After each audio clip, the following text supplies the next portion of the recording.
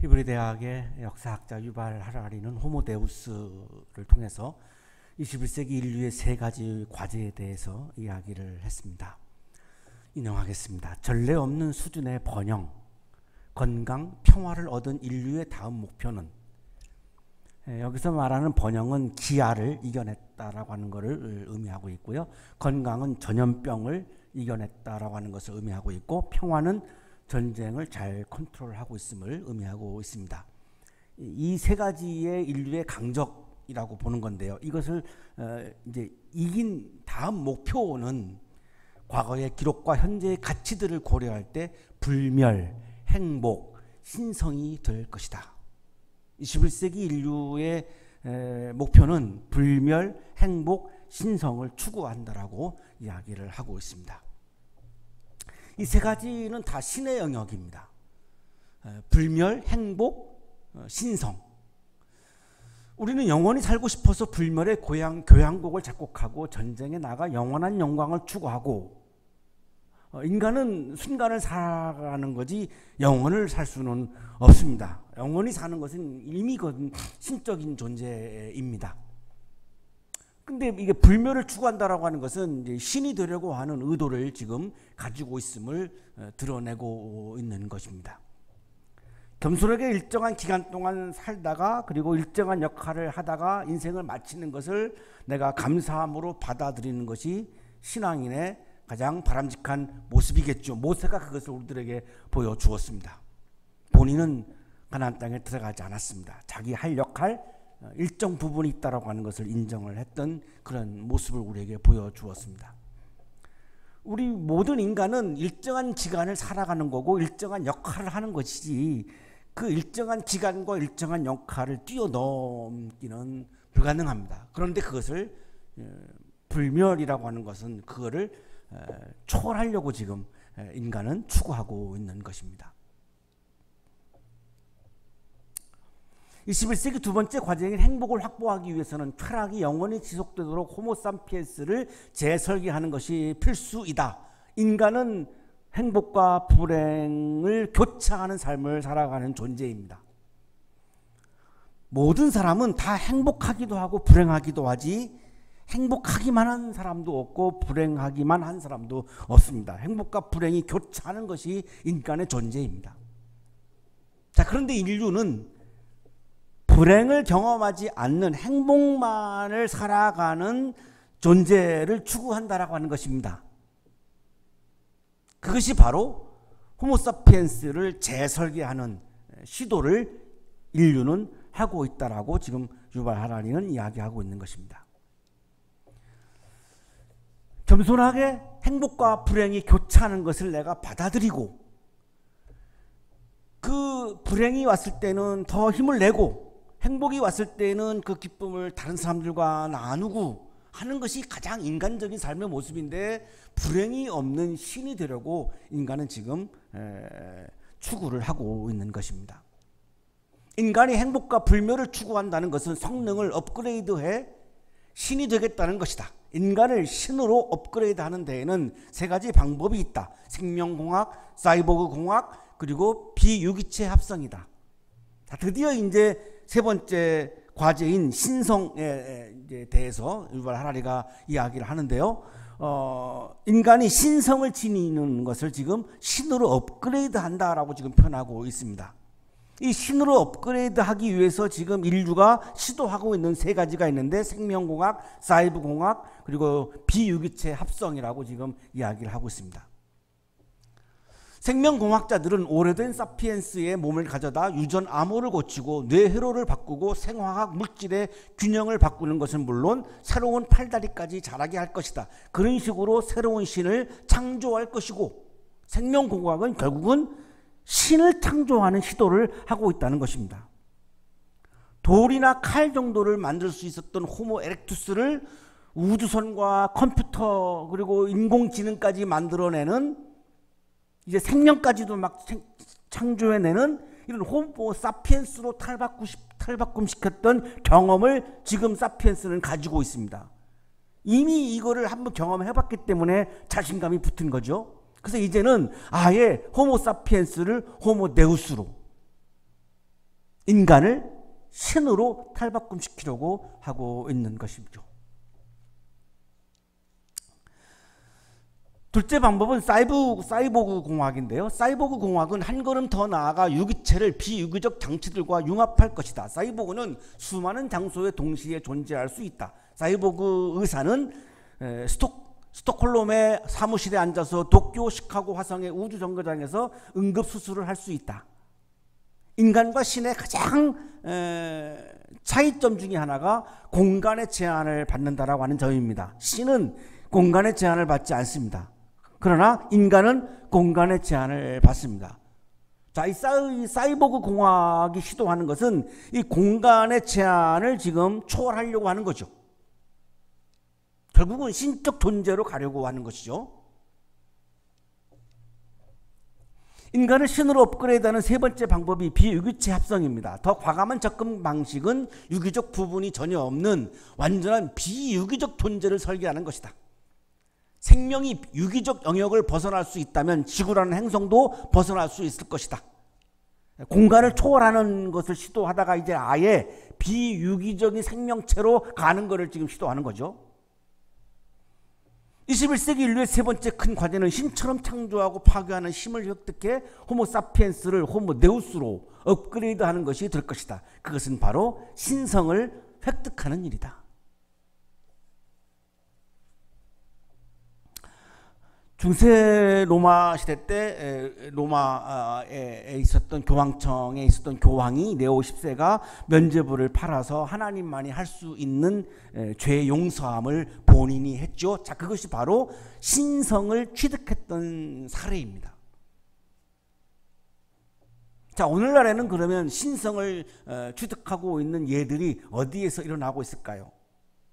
죄송하지만 제가 보기에 가장 신성을 취득하는 것이 일어나고 있는 곳은 교회로 보여집니다. 21세기 두 번째 과제인 행복을 확보하기 위해서는 쾌락이 영원히 지속되도록 호모사피엔스를 재설계하는 것이 필수이다. 신이 되려고 하는 인간, 이렇게 신성을 취득하려고 하는 인간, 내가 신이 되어서 내가 무소불위의 권력을 휘두르고 내가 모든 것을 내 마음대로 할 수 있고 다른 사람들을 다 내가 지배할 수 있고 큰 대형 교회가 모든 것을 다 그 물질을 힘을 가지고 모든 것을 다 할 수 있는 전지전능한 교회가 나오고, 자, 그런 신이 되려고 하는 인간은 예수께서 다시 오시는 것을 믿지 않습니다. 예수께서 다시 오시면 그거를 다 내려놔야 하기 때문이죠. 예수의 재림을 기뻐하지 않습니다. 그래서 한국교회에서는 예수님의 다시 오심, 재림에 관한 설교는 거의 없습니다.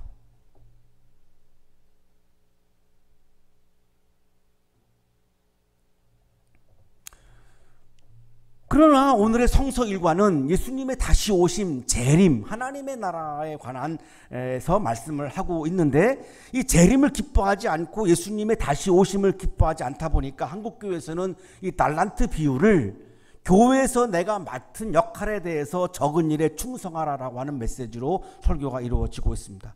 10번을 읽어봤습니다. 제가 전혀 교회에서 역할에 대한 언급은 없습니다. 오늘의 달란트 비유의 말씀은 예수님의 다시 오심, 예수님의 재림, 하나님 나라에 관한 말씀입니다.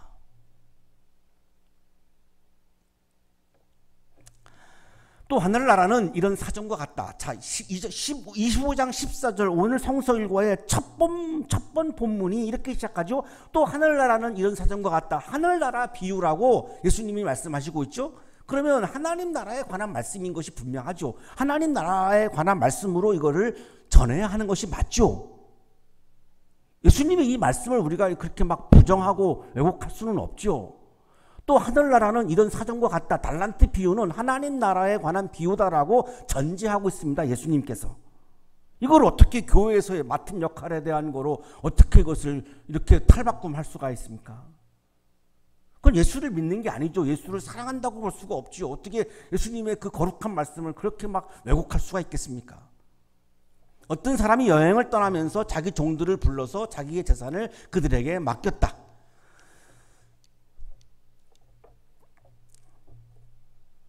하늘나라의 비유는 하나님 나라에 관한 비유입니다. 유대인들은 하나님을 하늘로 대체해서 불렀습니다. 그러니까 하나님을 하나님 그러면 너무 이게 경박한 거죠. 제가 우리 아버님의 이름을 그냥 이렇게 부르지 못합니다. 그래서 우리가 무슨 자 이렇게 하는데요. 유대인들은 하나님 이렇게 안 했습니다. 그건 너무 경박하다고 봤고요. 하나님을 대체해서 부른 말이 하늘입니다. 플러 신학교에서 신학학을 가르쳤던 레드 교수의 설명입니다. 천국은 세모계통의 관용어로서 하늘은 보통 신명의 대용어로 쓰였다. 하나님을 대체한 말이 하늘이었다. 이렇게 설명하고 있습니다. 양용희 교수도 역시 마찬가지죠. 마태복음의 하늘나라와 마가복음과 누가복음의 하나님 나라는, 마태복음에서는 거의 하늘나라로 나오고 누가복음과 마가복음에서는 거의 하나님 나라로 나옵니다. 지금 그 설명을 하는 거예요. 동일한 개념으로 사용된 것이 분명하다. 유대인들은 하나님이라는 호칭의 사용을 꺼렸고 하나님을 부르는데 자주 하늘이라는 표현을 완곡하게 사용하였다. 김현병 교수의 주석입니다. 여기에서 어떤 사람이란 예수 자신을 가리킨다. 타국에 갔다는 말은 예수의 승천을 암시하는 말이다. 자, 예수님께서 하나님 나라에 대한 것을 비유로 말씀하시면서 주인이 여행을 떠났다. 이 말씀은 내가 승천했어. 이 말씀을 하고 계시다라고 지금 설명을 하고 있는 거죠. 그럼 예수님의 승천을 우리가 염두에 두고서 이 본문을 읽어야 하겠죠? 그는 각 사람의 능력을 따라 한 사람에게는 5달란트를 주고 또 한 사람에게는 2달란트를 주고 또 다른 한 사람에게는 1달란트를 주고 떠났다. 예수님께서 승천하시면서 우리들에게 달란트를 맡기셨습니다. 이 달란트는 헬라어로 달란타인데요. 로마의 원래 주요 화폐는 데나리온입니다. 이 데나리온은 노동자가 하루 버는 품삯이 바로 1데나리온입니다.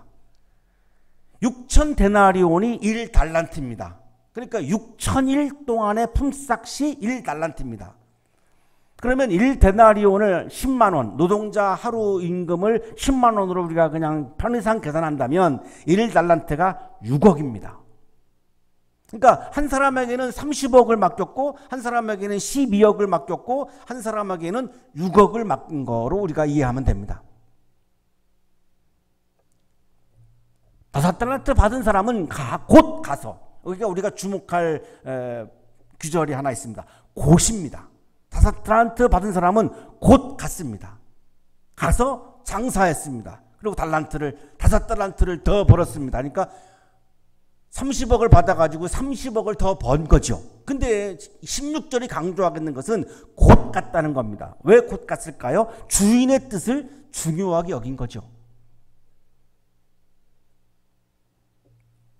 부모님 자녀들한테 이렇게 뭘 시켰습니다. 그러면 부모님의 말씀을 중요하게 여기는 자녀는 그거를 미루지 않고 그냥 바로 하겠죠. 중요하게 여기지 않는 경우에는 그걸 자꾸만 미루게 되죠. 자, 이 5달란트 받은 사람은 주인의 말씀을 중요하게 여긴 겁니다. 그래서 곧 간 거죠. 승천하시면서 예수님께서 남겨주신 말씀과 이 달란트를 중요하게 여긴 겁니다. 소중하게 귀하게 여긴 거죠. 예수님을 귀하게 여긴 거죠. 한마디로.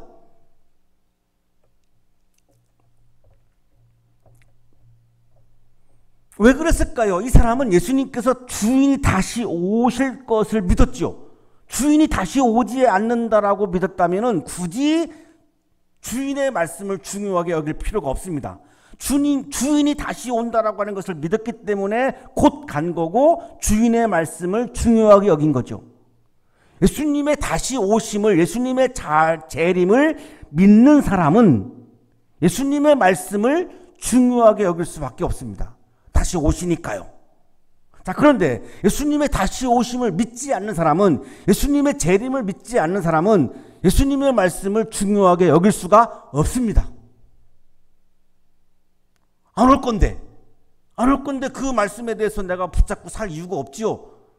그냥 내 마음대로, 내 뜻대로, 내 욕망을 위해서 살아가기도 지금 급한데 그분의 말씀을 중요하게 여길 이유가 전혀 없는 것입니다.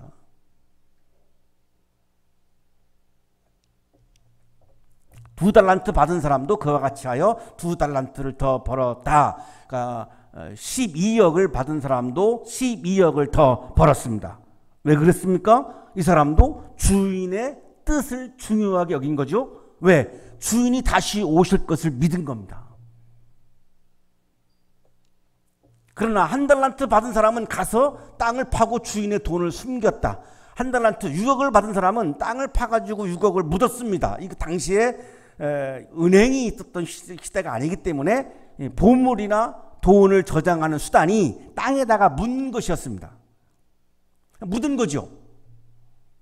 왜 이 사람은 5달란트, 2달란트 받은 사람과 다르게 행동했을까요?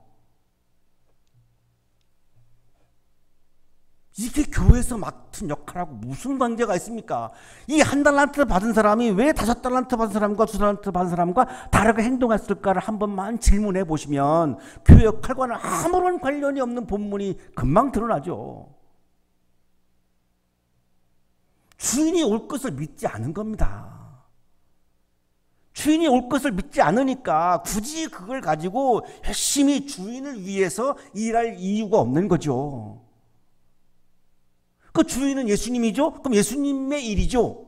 주인의 일이란 예수님의 일이죠. 예수님의 일은 뭐죠? 하나님 나라를 이루는 일이잖아요.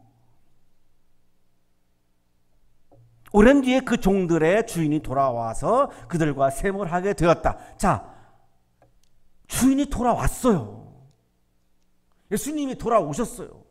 김영명 교수의 주석입니다. 주인이 돌아오는 것은 재림을 의미한다. 그러니까 재림에 관한 말씀이 분명하잖아요. 초기 기독교 공동체에서는 이제 승천하신 예수님께서 다시 오실 것이라고 이제 말씀을 했는데요. 그거를 믿었죠. 처음에 믿었어요. 그런데 예수님의 재림이 이루어지질 않아요. 굉장히 막 로마에 이제 탄압이 이루어지고 그러는데도 예수님이 다시 오시지를 않아요. 그러니까 사람들이 예수님이 다시 오신다라고 하는 믿음이 희박해지죠. 그래서 다시 유대교로 돌아가는 사람들이 있었고 기독교 신앙을, 예수 신앙을 포기하는 사람들이 자꾸만 늘어나고 있었습니다. 요 1달란트 받은 사람은 바로 여기에 속하는 사람입니다. 예수님의 재림을 믿지 않는 사람들, 예수님의 다시 오심을 믿지 않는 사람들. 그래서 예수님의 일, 하나님 나라의 일을 전혀 하지 않고 무의도식하는 사람들. 어차피 예수님 오시지 않으니까 예수님을 위해서 일할 이유가 없는 거죠. 그냥 나를 위해서 일하면 되는 거죠. 그래서 교회를 다녀도 나를 위한 교회 일을 하는 거지 예수님을 위한 교회 일을 하지 않았던 것이죠. 그래서 마태복음은 지금 강조하고 있는 거예요. 예수님께서 오셨다. 주인이 돌아왔다. 그리고 세임을 한다. 이걸 그래서 강조하는 겁니다. 그런 사람들이 자꾸만 늘어나고 있었기 때문에 5달란트 받은 사람, 30억을 받은 사람은 30억을 가지고 와가지고 말하죠. 주인에게, 주인님, 주인께서 5달란트를 내게 맡기셨는데 보십시오. 5달란트를 더 벌었습니다. 저에게 30억을 맡기셨는데 제가 30억을 더 벌었습니다. 왜요? 주인님을 위해서요. 이거 주인님 거니까. 내 게 아니거든요. 주인을 위한 일을 한 거죠. 그랬더니 주인이 그에게 말합니다. 잘했다. 착하고 신실한 종아. 내가 적은 일에 신실하였으니 이제 내가 많은 일을 내게 맡기겠다. 와서 주인과 함께 기쁨을 누려라. 하나님의 나라는 예수님과 함께 기쁨을 누리는 나라다. 이게 이 21절의 핵심이죠. 적은 일에 신실했으니까 교회에서 맡은 적은 일, 주방에서 봉사하고 청소하는 일, 이런 일을 하시는 분들을 향해서 여러분 적은 일에 충성하세요. 지금 21절의 말씀이, 예수님의 말씀이 그런 말씀이 아니지 않습니까? 주인이 다시 오실 것을 믿고, 예수님이 다시 오실 것을 믿고, 재림을 믿고, 예수님을 위해서 예수님의 일을, 하나님의 나라를 위한 일을 열심히 네가 했으니까 너는 나와 함께 기쁨을 누려라. 어디에서? 하나님의 나라에서. 하나님의 나라는 예수와 함께 기쁨을 누리는 나라다. 30억 때문에 기쁜 게 아니라 예수님 때문에 기쁜 나라다. 이 말씀을 하고 있는 거죠. 김행복 뉴스의 주석입니다. 이 즐거움은, 이 기쁨은 메시아적 잔치에서의 즐거움을 가리킨다. 30억이라고 하는 물질에서 온 기쁨이 아니죠. 예수로부터 온 기쁨입니다. 이걸 우리가 영적인 기쁨이라고 말하죠. 하나님의 나라는 예수님과 함께 기쁨을, 영적인 기쁨을 누리는 나라이죠.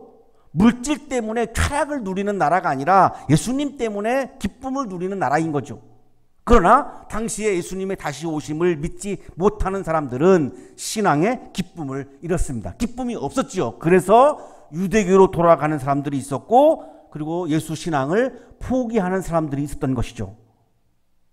자, 오늘날에 교회를 나오시는 분들 중에 이런 영적인 기쁨을 잃은 분들이 교회를 떠나고 있는 거죠.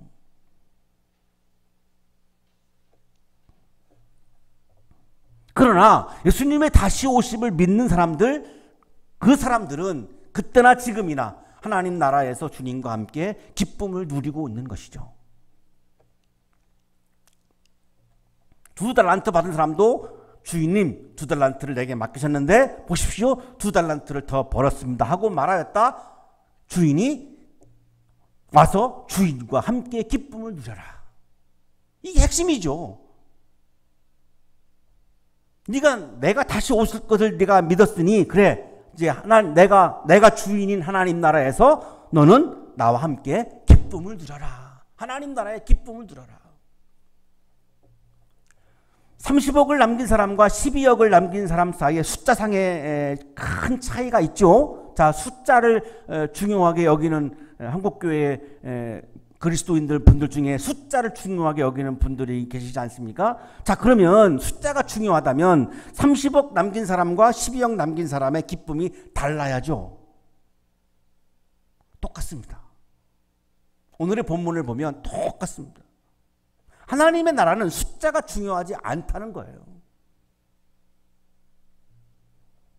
예수님이 중요한 것이지 그 30억, 12억이라고 하는 숫자가 중요하지 않다라고 하는 것을 우리에게 지금 말씀하고 있는 거죠. 예수님이 다시 오신다라고 하는 믿음, 예수님과 함께 있는 것을 기뻐하는 믿음, 이 믿음이 중요한 거지, 이 신앙이 중요한 거지, 이 영성이 중요한 것이지 그 12억, 30억이 중요하지 않다는 것을 우리들에게 지금 보여주고 있는 것이죠. 한 달란트 받은 사람은 말합니다. 주인님, 나는 주인이 굳은 분이시라 심지 않은 데서 거두시고 뿌리지 않은 데서 모으시는 줄로 알고. 4달란트 받은 사람과 2달란트 받은 사람과 많이 결이 다르죠. 주인님, 나는 주인이 굳은 분이시라 주인을 판단하고 있습니다. 주인이 이런 사람이라고. 4달란트, 2달란트 받은 사람은 주인을 판단한 것이 아니라 주인을 믿었습니다. 내가 다시 온다라고 하는 주인을 믿었고요. 이게 신앙입니다. 자, 근데 1달란트 받은 사람은 주인을 안 믿었습니다. 안 믿었기 때문에 뭐 하고 있냐면 주인을 판단하고 있습니다. 이런 사람이라고. 그거는 신앙이 아닌 거죠. 예수님은 이런 분이다라고 내가 판단하고 있다면 얘가 굉장히 지금 영적으로 허약해졌다라고 보시면 됩니다. 예수님은 우리가 그냥 믿어야 하는 존재이지 우리가 그분을 판단할 수 있는 존재가 전혀 아닙니다. 한 달란트 받은 사람은 예수님의 오심을 믿지 않았고, 그래서 주인을 위한 일, 하나님 나라를 위한 일을 하지 않았습니다. 아무것도 안 한 거죠.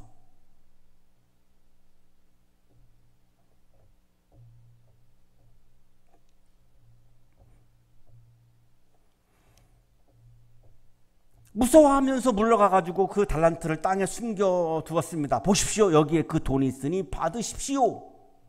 주인이 말하죠. 악하고 게으른 종아. 왜 악하요? 감히 주인을 판단해요? 우리가 감히 예수님을 판단해요?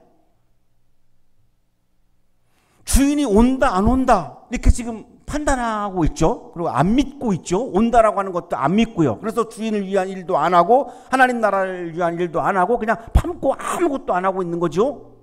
그러니까 악하고 게으른 종아 이렇게 말씀하고 있는 거죠. 어떤 사람이 악하고 게으른 종입니까? 예수님이 다시 오심을 믿지 않는 사람, 하나님 나라를 위한 일을 전혀 하고 있지 않는 사람, 그렇다면 너는 내 돈을 돈놀이 하는 사람에게 맡겼어야 했다? 그랬더라면 내가 와서 내 돈에 이자를 붙여 받았을 것이다. 그에게서 1달란트를 빼앗아서 10달란트를 가진 사람에게 주어라. 가진 사람에게는 더 주어서 넘치게 하고 갖지 못한 사람에게는 있는 것마저 빼앗을 것이다. 이 쓸모없는 종을 바깥 어두운 데로 내쫓아라. 거기서 슬피 울며 일을 가는 일이 있을 것이다.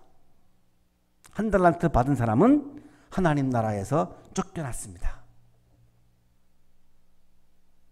1달란트 받은 사람이 하나님 나라에서 쫓겨났던 이유는 물질을 많이 확대하지 못해서가 아닙니다. 하나님 나라에 들어가는 사건은 우리들의 객관적인 기준으로 이루어지지 않습니다. 전적으로 하나님의 기준과 하나님의 판단으로 이루어지죠. 30억을 남겼으니까 12억을 남겼으니까 하나님 나라에 들어갔다? 아닙니다. 그건 우리의 기준입니다. 물질주의에 물들어 있는 우리들의 기준이죠. 하나님 나라에서는 그런 물질주의 기준이 통하지 않습니다. 하나님의 판단은 우리의 판단과 전혀 다르시죠. 하나님께서 객관적인 기준으로 판단하신다면 우리는 모두 하나님 나라에 들어갈 수 없습니다. 제가 60년 동안 살아온 삶의 행적을 하나님이 노트에다가 다 객관적으로 적어놓고 객관적인 기준을 가지고 딱 이걸 들여다보면 저 하나님 나라에 못 들어갑니다. 불가능합니다. 어떻게 들어갑니까? 나쁜 짓 많이 했는데요. 하나님 나라에 들어갈 수 있는 것은 하나님의 판단과 기준은 자비와 은혜의 차원에서 이루어지는 판단과 기준이기 때문에 저 같은 사람도 하나님의 나라에 들어가는 겁니다. 이거를 숫자 가지고 얘기하는 거는 너무나 이건 주님의 말씀을 왜곡하는 거죠. 1달란트 받은 사람은 초기 기독교 공동체에서 예수님이 다시 오시는 것을 믿지 않은 사람들을 의미하는 겁니다. 예수님이 온다 안 온다 이렇게 예수님을 판단하는 사람들입니다. 그들은 달란트를 묻어두고 무기도 시켰습니다. 예수님을 위한 일, 하나님 나라를 위한 일을 하지 않았습니다. 결국은 주인이 돌아왔고 그는 쫓겨난 거죠. 예수님께서는 다시 오십니다. 하나님 나라의 주인이신 예수님께서 다시 오십니다. 오셔서 자비와 은혜로 우리를 판단하십니다.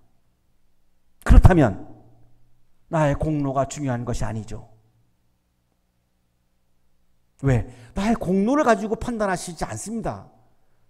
전적으로 하나님의 기준과 하나님의 판단은 하나님에게 속해 있는 거고 하나님께서 자비와 긍휼을 가지고 은혜를 가지고 판단하시는 것이지 내가 이루어낸 업적과 공로를 가지고 판단하지 않습니다. 예수님에게는 그게 너무나 보잘것 없습니다.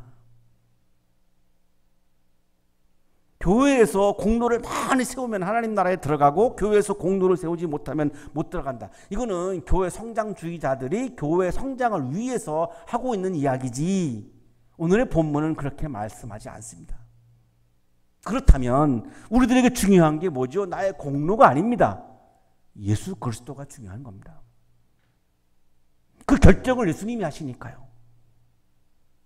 내가 붙잡아야 하는 것은 예수 그리스도이시지 내가 붙잡아야 하는 것이 공로가 아닙니다.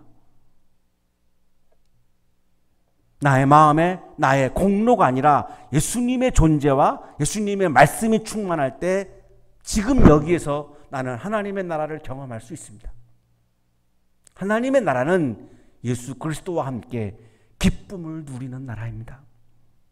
삶이 어려워도 삶이 힘들어도 나의 마음속에 내 공로가 아니라 나의 업적이 아니라 예수님의 존재와 말씀이 충만한 사람은 아무리 힘든 상황에서도 예수님과 함께 존재하고 예수님과 함께 살아가는 그 하나님 나라의 엄청난 기쁨으로 그 많은 삶의 어려움들을 이겨내면서 영적인 기쁨이 충만한 가운데 살아갈 수 있습니다.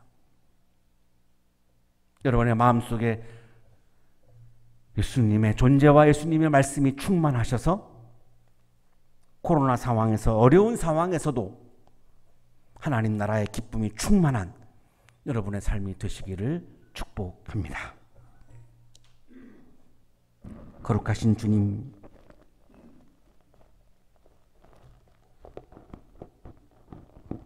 예수님을 소홀히 여기고 나의 공로에 집중했음을 고백합니다.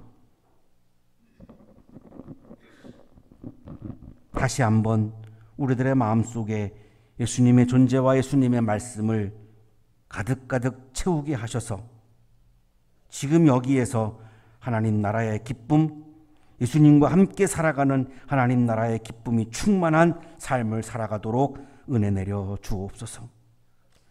예수 그리스도의 이름으로 기도하옵나이다.